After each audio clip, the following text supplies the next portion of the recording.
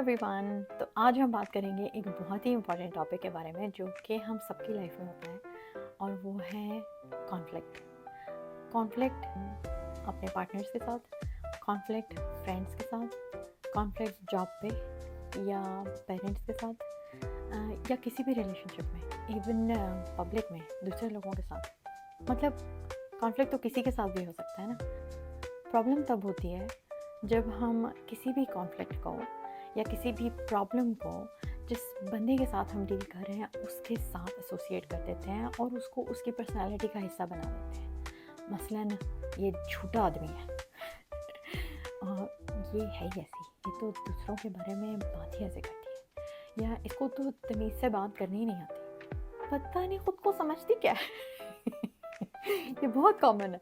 तो इन अ वे कहना मैं ये चाह रही हूँ कि किसी भी सिचुएशन में जब आप किसी के एक सर्टन बिहेवियर को उसकी पर्सनालिटी के साथ एसोसिएट कर देते हैं, तो होता ये है कि आपको ये लगता है कि क्योंकि ये ट्रेट इस बंदे की पर्सनालिटी में रचा बसा है, लिहाजा ये बंदा ख़राब है, और आपका फोकस प्रॉब्लम से हटके उस बंदे की तरफ चला जाता है।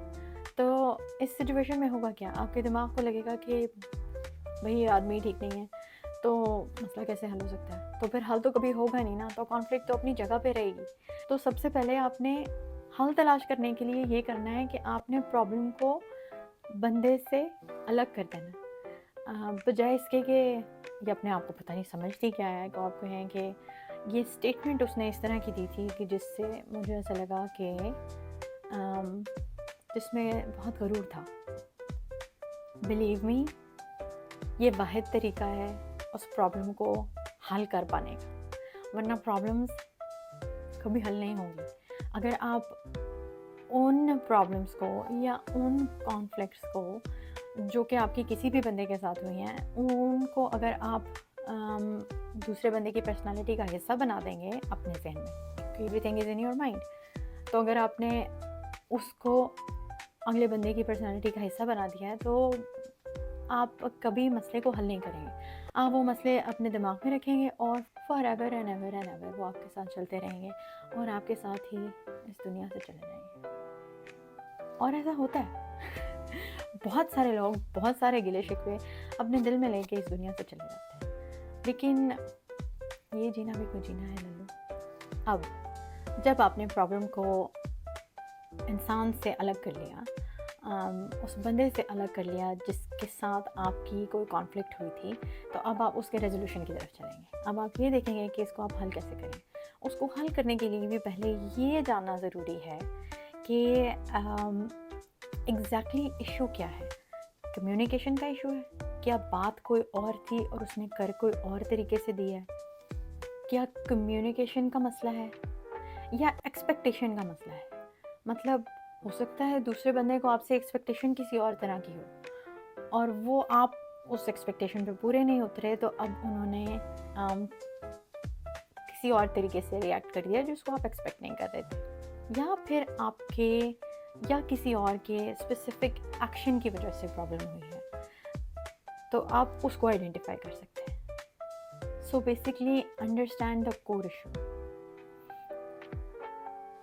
हीट ऑफ द मोमेंट में समटाइम्स ऐसा कर पाना मुश्किल होता है, इसलिए माइंडफुल रहना ज़रूरी है। कई दफ़ा आपको सिचुएशन से अपने आप को बाहर निकालना पड़ता है क्योंकि आपके लिए उसको डील करने का कोई माइंडफुल और बेहतर तरीका आपको नहीं समझ आ रहा, तो maybe you have to distance yourself from that and then you can think about it and reflect कि एक्चुअली इशू था क्या बात करनी किसी और तरीके से थी और it came across a different way.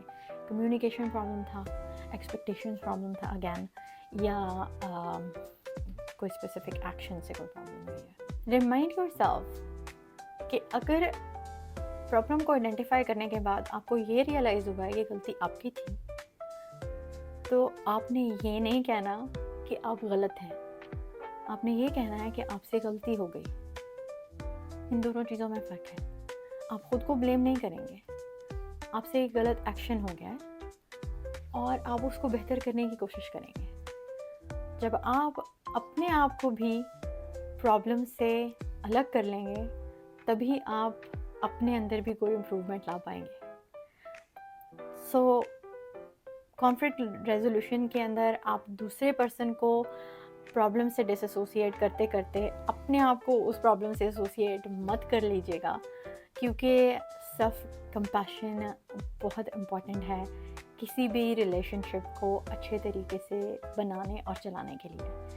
अब जब आपने आइडेंटिफाई कर लिया कि प्रॉब्लम कहाँ थी और ये भी आइडेंटिफाई कर लिया कि गलती क्या हुई है, किसी से भी हुई है, आपसे या दूसरे बंदे से, उसके बाद आपने वापस कम्युनिकेशन की तरफ जाना है। कॉन्फ्लिक्ट रिजॉल्व ही तो करना है ना, तो रिजॉल्व करने के लिए आप वापस उस बंदे की तरफ जाएंगे। वो आपका फ्रेंड है, पार्टनर है, बच्चे हैं, कुड बी एनीवन। उसके पास जब आप वापस जाएंगे कम्युनिकेट करने के लिए, तो यहाँ बहुत ज़रूरी है to use I statements. I felt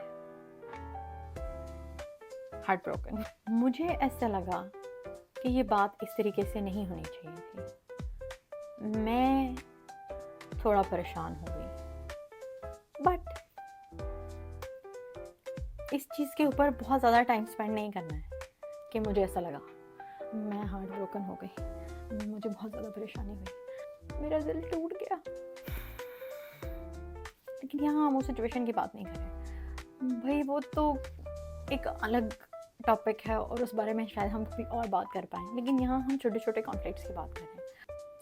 heart break वाली सिचुएशन पे हम किसी और दिन बात करेंगे, क्योंकि वो एक बहुत लंबा टॉपिक है और वो हम इतने छोटे से व्लॉग में पूरा नहीं कर सकेंगे। Focus on the solution. अब जो होना था वो हो गया, आगे कैसे बढ़ें, करें क्या?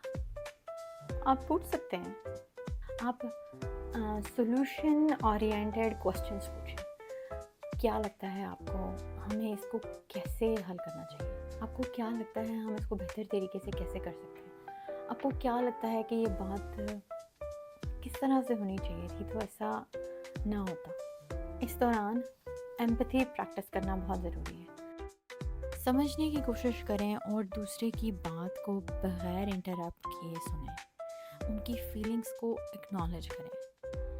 जज करने के बजाय उनकी बात और जज्बात पर फोकस करें। सोचें कि अगर आप उस पोजीशन में होते तो कैसा लगता। इस प्रैक्टिस से समझने का एहसास होता है और आपके अंदर एक अंडरस्टैंडिंग डेवलप होती है कि दूसरा बंदा किस सिचुएशन में है। उनके जज्बात को रिकग्नाइज करें और उन्हें ये एहसास दिलाएं कि ये इमोशंस नॉर्मल हैं। फ्रस्ट्रेशन फील करना बिल्कुल नॉर्मल है और अगर आप इस सिचुएशन में होते तो शायद आपको भी ऐसे ही लगता। सब बातों की एक बात यह है कि क्या आपके लिए वो कॉन्फ्लिक्ट ज़्यादा ज़रूरी है या वो रिश्ता ज़्यादा ज़रूरी है। और अगर रिश्ता ज़्यादा ज़रूरी है तो मुझे यकीन है कि आप उसमें आने वाली किसी भी कॉन्फ्लिक्ट को रिजॉल्व करने के लिए पूरी कोशिश करेंगे। जब आपके पास ये सिंपल टूल्स, यानी कि प्रॉब्लम को पर्सन से डिसएसोसिएट करना, प्रॉब्लम्स को अपने आप से भी डिसएसोसिएट करना और एम्पैथी लाना कि दूसरे की सोच को समझने की कोशिश करनी है, ये अंडरस्टैंड करने की कोशिश करनी है कि वो किस स्टेट ऑफ माइंड में है और कहाँ से आ रहे हैं, तो प्रॉब्लम को हल करना आसान हो जाता है। याद रखें, हर रिलेशनशिप में कॉन्फ्लिक्ट्स आते हैं, लेकिन अगर हम प्रॉब्लम को इंसान से अलग समझ कर डील करें तो हम अपने रिलेशनशिप को स्ट्रॉन्गर और हेल्दियर बना सकते हैं। नेक्स्ट टाइम जब आप कॉन्फ्लिक्ट फेस करें, try this approach. In tools और स्ट्रैटेजीज़ को यूज़ करके उन कॉन्फ्लिक्ट्स को रिजॉल्व कर सकते हैं। ये इम्पॉर्टेंट है कि हम अपने रिश्ते को ज़्यादा फोकस करें। अगर आपको ये वीडियो अच्छी लगी हो, लाइक करें, शेयर करें और सब्सक्राइब करें और मिलते हैं हम आपसे अगले वीडियो में।